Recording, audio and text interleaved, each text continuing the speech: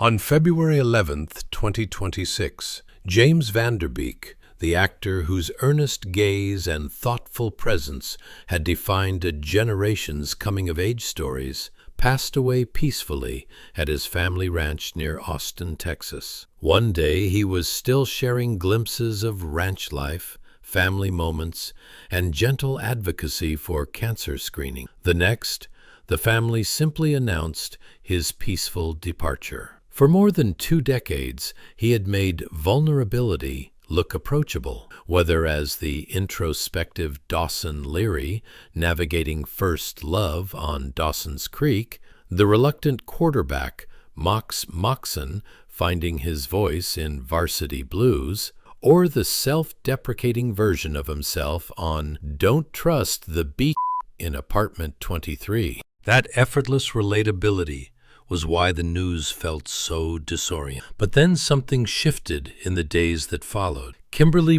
Van Der Beek, his wife of more than 15 years and mother of their 6 children, chose to speak, not in a tearful press conference or a scripted tribute, but in measured private statements shared through family channels and brief interviews. She did not name every clinical detail or timeline at first. She did not offer graphic medical descriptions. Instead, she revealed enough to reframe what people thought they understood about his final chapter. She spoke of more than 2 years of quiet endurance. She mentioned signs he chose to keep mostly to himself and to their immediate circle. She described how James continued working, parenting, and living fully, even on days when the disease made every step heavier. Her voice carried a mixture of profound grief and a kind of gentle relief, as though she had waited a long time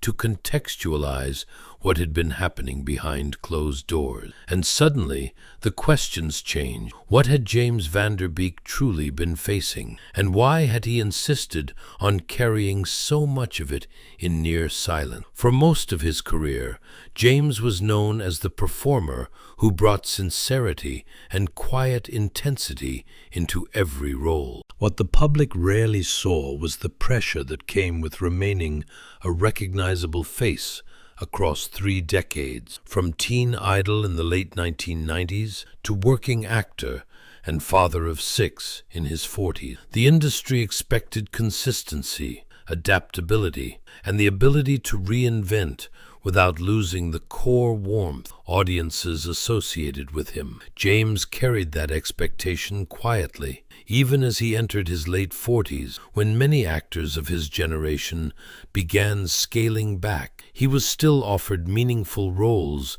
in series like Pose, CSI, Cyber, and later Sidelined. The unspoken demand was that he could still deliver at the same emotional level, still be the guy people trusted to make them feel something real. Professionally, he existed in an environment that rewarded constant output, auditions, callbacks, long shooting days, promotional cycles, and the subtle fear of being forgotten in an industry that moves quickly past its former young leads. James never complained publicly about any of it, but those closest to him noticed how deliberately he managed his schedule. He became more selective with projects, favoring ones that allowed him to stay closer to home in Texas after the family relocated to their 36-acre ranch in 2020. He preferred shorter commitments when possible,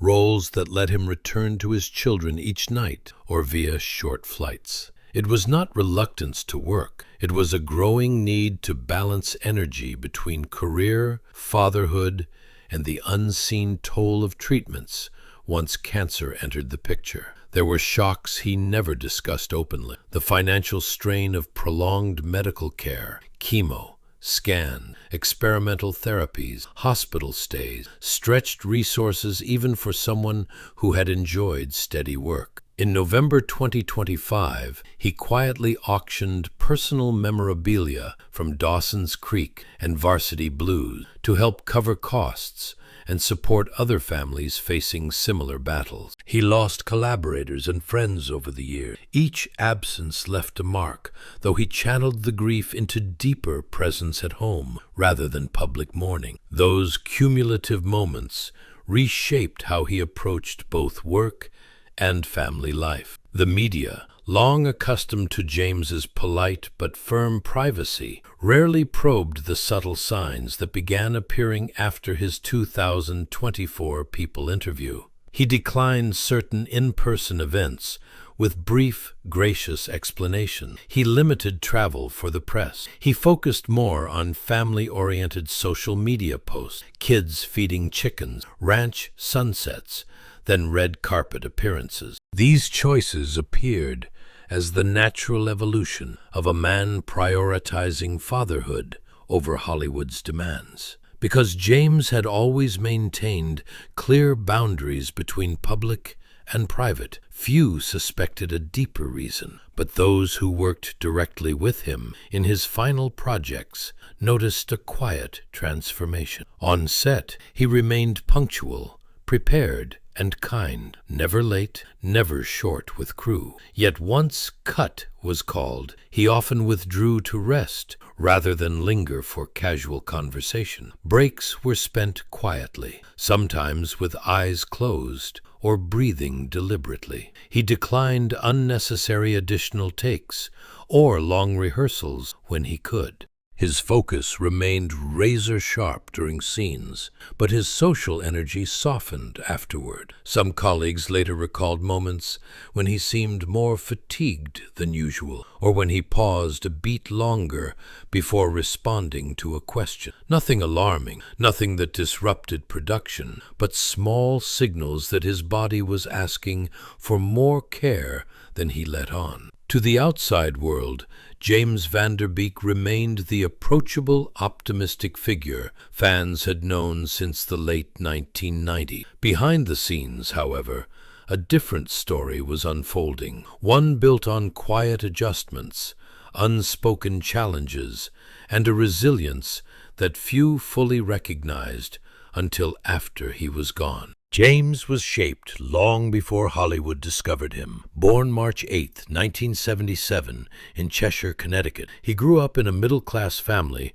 where hard work and reliability were everyday expectation. His father, a former professional baseball player turned business executive, instilled discipline and perseverance. His mother, a former Broadway dancer, brought creativity and movement into the home. With an older brother, Jared, and younger sister, Juliana, James learned early that space, time, and attention were shared commodities. He was more observant than boisterous, listening before speaking, thinking before acting. These traits became foundational to his later identity, but their roots were simple: a household where cooperation and responsibility were non-negotiable. His family emphasized modesty. Achievements were noted, but not loudly celebrated. This upbringing taught him not to seek the spotlight for its own sake, even when fame later placed him squarely in it. Early education in local schools reinforced structure and accountability. James was steady,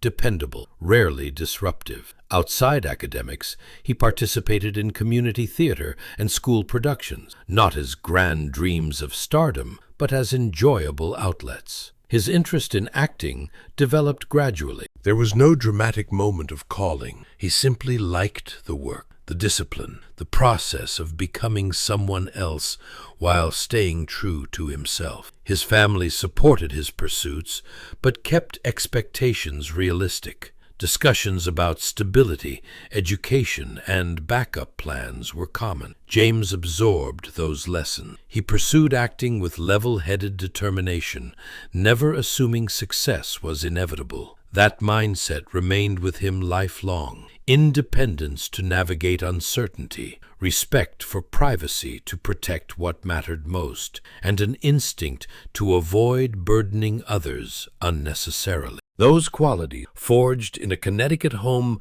long before any red carpet, became essential tools for enduring both fame and later illness. James's rise in entertainment followed a similar deliberate path. He began at 15 with a stage role in Edward Albee's Finding the Sun at New York's Signature Theater Company. He entered professional acting quietly, without the aggressive self-promotion common among young hopefuls. Colleagues quickly noticed his control, his ability to adjust delivery precisely, his uncommon focus for someone so young. His breakthrough arrived in 1998 with Dawson's Creek. The WB series made him a global name almost overnight. Audiences connected with his portrayal of a sensitive, introspective teenager, someone who felt real rather than manufactured. While other young stars leaned into flashier personas, James relied on subtlety and emotional honesty. That approach set him apart. The industry in the late 1990s and early 2000s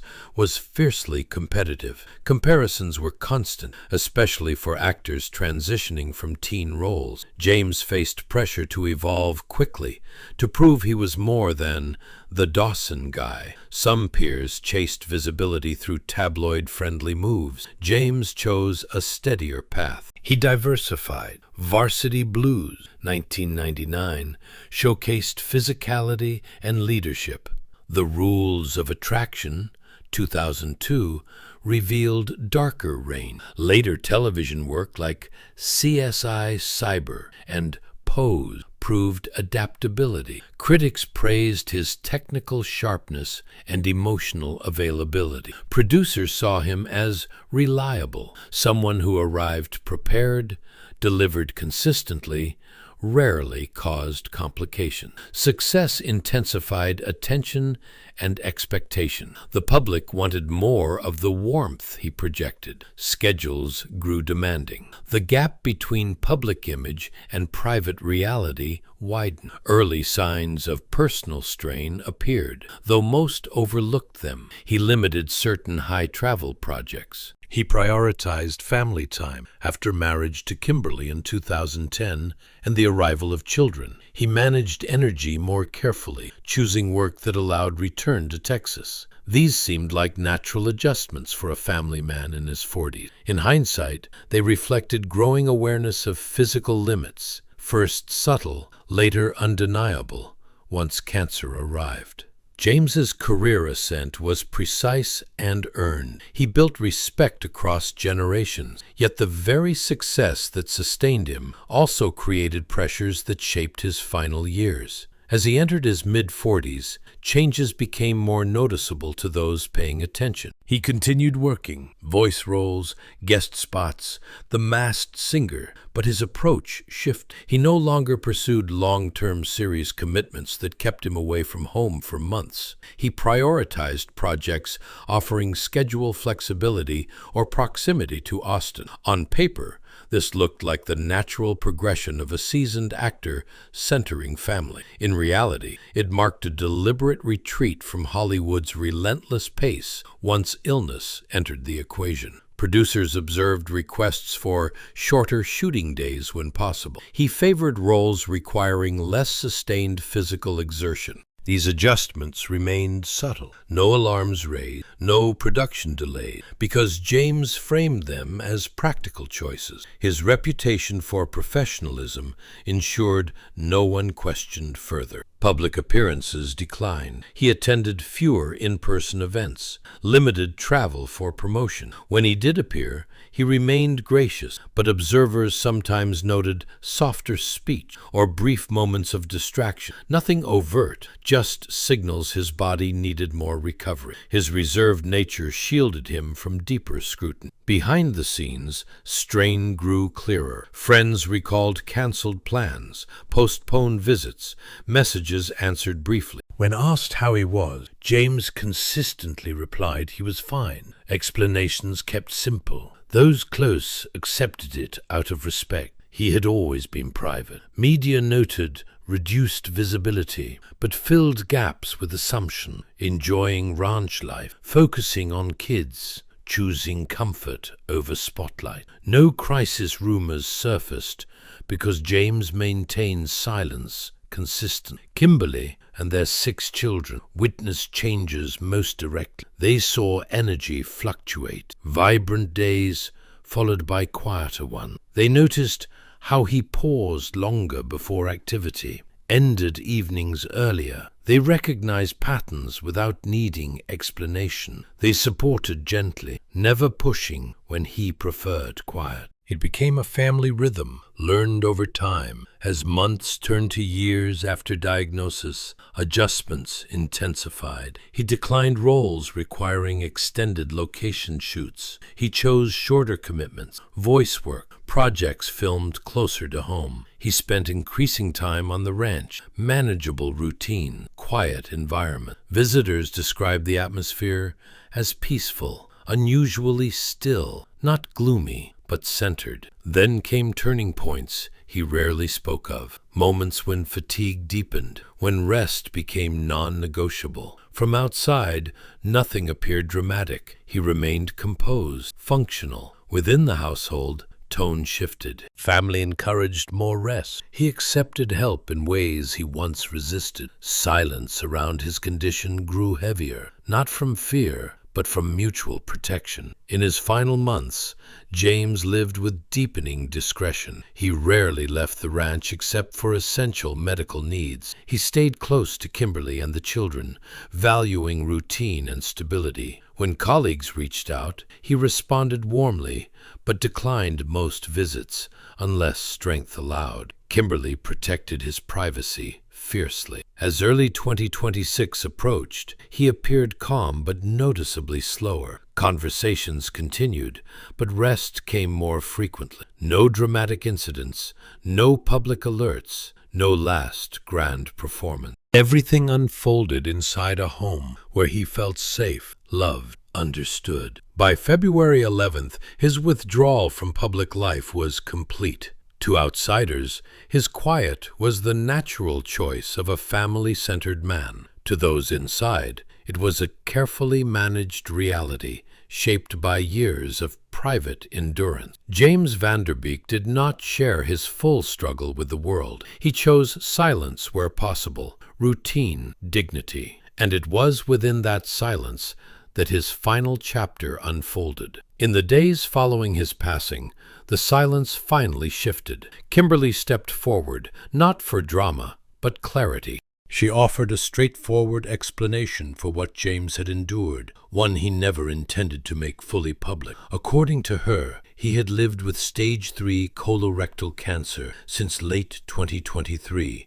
diagnosed after subtle symptoms prompted a check most people would have delayed. It was not sudden. It was managed quietly at first, with regular monitoring, treatments, and lifestyle adaptation. But he refused to let it define his identity or work. He accepted roles only when physically able. He rested when necessary. He controlled his pace deliberately. Most adjustments went unnoticed because James presented himself with intention. Kimberly described him as strong, disciplined, determined. He did not want sympathy or worry. He preferred being seen through his work and his fatherhood, not through illness. She respected that choice. For years, even when silence grew difficult, she shared that progression was gradual, no single collapse, but months of increasing reliance on rest, softer speech, focus on home. Keeping the condition mostly private became a shared family responsibility. On February 11th, James passed at home, peaceful, familiar, exactly as he wished. No hospital pressure, no public scrutiny. Surrounded by those who understood his wishes, Kimberly chose to reveal the truth, not to shock, but to provide context. She believed audiences deserved to know his reduced presence in recent years was not loss of passion, but deliberate protection of health and family. She wanted understanding that his silence was intentional, not distant, that his absence from events was protective, not disengaged. Her final message was simple. James lived with dignity, worked with discipline, faced illness with quiet resilience and faith. The story shared was not about cancer, but about the strength he carried unnoticed through his last years. James Van Der Beek's passing closed a remarkable chapter, but it did not diminish the influence he built over nearly 30 years. His performances, from Dawson's earnest monologues to Mox's quiet rebellion to self-aware cameos, remain cultural touchstones. He shaped characters that felt authentic, balancing vulnerability with hope. Viewers recognized his voice, his gaze, his timing, even if they never knew his name. Colleagues described him as reliable, thoughtful, elevating every project. His presence was steady rather than flashy. Directors trusted his instincts. Writers valued his natural interpretation. Younger actors saw in him a model of longevity through authenticity rather than spectacle. His legacy extended beyond role. James represented actors who valued discipline, privacy, family, long-term consistency. He never relied on controversy or drama to stay relevant. He built reputation through resilience, preparation, commitment to craft, and fatherhood. These qualities became clearer after his passing, when truth about his health revealed how much he continued giving despite mounting challenges. For Kimberly, sharing this context was not rewriting his story. It was clarifying quiet decisions that shaped his final years. She hoped people would see his later work with deeper respect, understanding reduced visibility was deliberate self-preservation, not fading interest. By speaking, she allowed audiences to honor him more fully. Today, James's work reaches new generations on streaming platforms. His characters remain iconic. His influence on heartfelt acting is referenced and studied. His approach, authenticity over flash, serves as model for performers seeking meaningful careers without sacrificing personal life. In the end, his legacy is not defined by illness or silence chosen, but by decades spent creating work that resonated across ages and cultures. He left a record of excellence that stands clear and enduring, no exaggeration needed. James Van Der Beek may no longer be here, but the impact he made remains firmly rooted, preserved in performances that continue to speak and in the family he loved so deeply.